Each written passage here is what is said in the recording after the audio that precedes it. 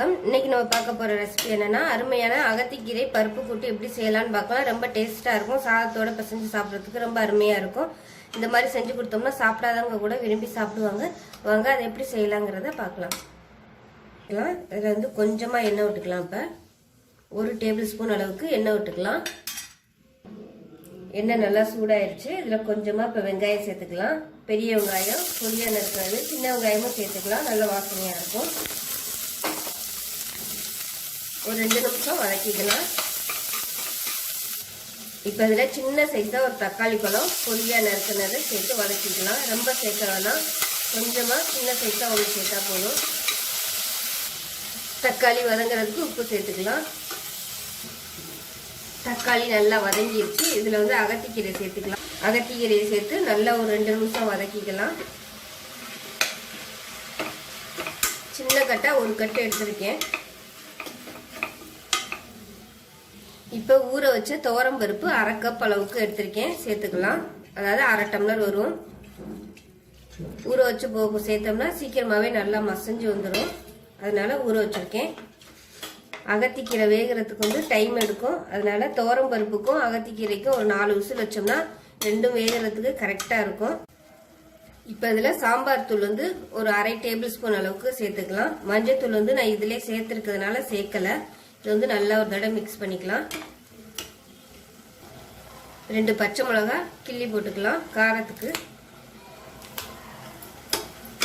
ரெண்டா உடச்சி போட்டோம்னா அந்த காரம் மட்டும் அதில் இறங்கிக்கிறோம். இப்போ பருப்பு முங்குற அளவுக்கு மட்டும் தண்ணி ஊற்றினா போதும், ரொம்ப தண்ணி ஊற்றிட வேண்டாம். இது எல்லாத்தையும் நல்லா மிக்ஸ் பண்ணி விட்டுடலாம். உப்பு முதலே போட்டிருக்கு, அதனால இப்போ போட வேணாம், லாஸ்ட்டாக போட்டுக்கலாம். இப்போ இதை க்ளோஸ் பண்ணி 4 விசில் வச்சுட்டு பார்க்கலாம். இப்போ விசில் வச்சு நல்லா ஸ்டீம்லாம் போயிடுச்சு. இப்போ எப்படி இருக்குன்னு பார்க்கலாம். பாருங்க, நல்லா கரெக்டாக வந்திருக்குது. ரொம்பவும் குழையாம கரெக்டாக வந்திருக்கு பதமா. இப்போ இதில் வந்து கொஞ்சமாக இப்போ நம்ம தேங்காய் அரைச்சி ஊற்றிக்கலாம். 2 டேபிள் ஸ்பூன் தேங்காய், 1 டீஸ்பூன் ஜீரகம், ஒரு சின்ன பல்லு பூண்டு, இதெல்லாம் சேர்த்து நல்லா அரைச்சி வச்சிருக்கேன். ரொம்ப நைஸாலாம் அரைக்கணும்னு அவசியம் இல்லை, சும்மா ஓரளவுக்கு அரைச்சிக்கலாம். 1 2 கொஞ்சமாக தண்ணி ஊற்றிருக்கேன். இப்போ நல்லா கொதிக்கட்டும். இந்த ஸ்டேஜில் மத்து வச்சுருந்தீங்கன்னா கூட நல்லா கடைஞ்சி விட்டுக்கலாம். பருப்பெல்லாம் நல்லா மசஞ்சு வந்துடும் 1 2. இப்போ இது நல்லா கொதிச்சிருச்சு. இதில் வந்து தேங்காய் அரைச்சதை சேர்த்துக்கலாம். தேங்காய் ஊற்றிட்டு அடுப்பை வந்து சிம்மில் வச்சுருங்க. ரொம்ப ஹை ஃப்ளேமில் கொதிக்க விடக்கூடாது. அதனால சிம்மிலே வச்சு ஒரு 2 நிமிஷம் நல்லா கொதிக்க விட்டுக்கலாம், அந்த தேங்காயோட பச்சை வாசனை போகிற அளவுக்கு. இப்போ இது நல்லா பச்சை வாசனை போக நல்லா கொதிக்க விட்டாச்சு. தண்ணி எல்லாமே நல்லா வத்திருச்சு பாருங்க, கரெக்டான அளவில் இருக்குது. இப்போ இது வந்து தாளிச்சு விட்டுடலாம். இப்போ ஒரு சின்ன தாளிக்கிற பேன் வச்சுக்கலாம். 1 டேபிள் ஸ்பூன் எண்ணெய் விட்டுருக்கேன். எண்ணெய் நல்லா சூடாயிருச்சு. இதில் வந்து 1 டீஸ்பூன் கடுகு சேர்த்துக்கலாம். 1 டீஸ்பூன் உளுந்து சேர்த்துக்கலாம்.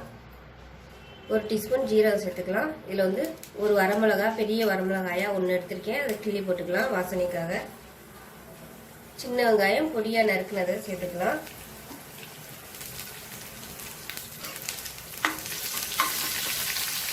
இப்போ இது நல்லா பொரிஞ்சிருச்சு. இதை எடுத்து இந்த கூட்டில் அப்படியே சேர்த்துடலாம். அவ்வளோதான். இதை நல்லா கலந்து விட்டோம்னா நல்லா அருமையான அகத்திக்கீரை பருப்பு கூட்டு ரெடி ஆயிடுச்சு.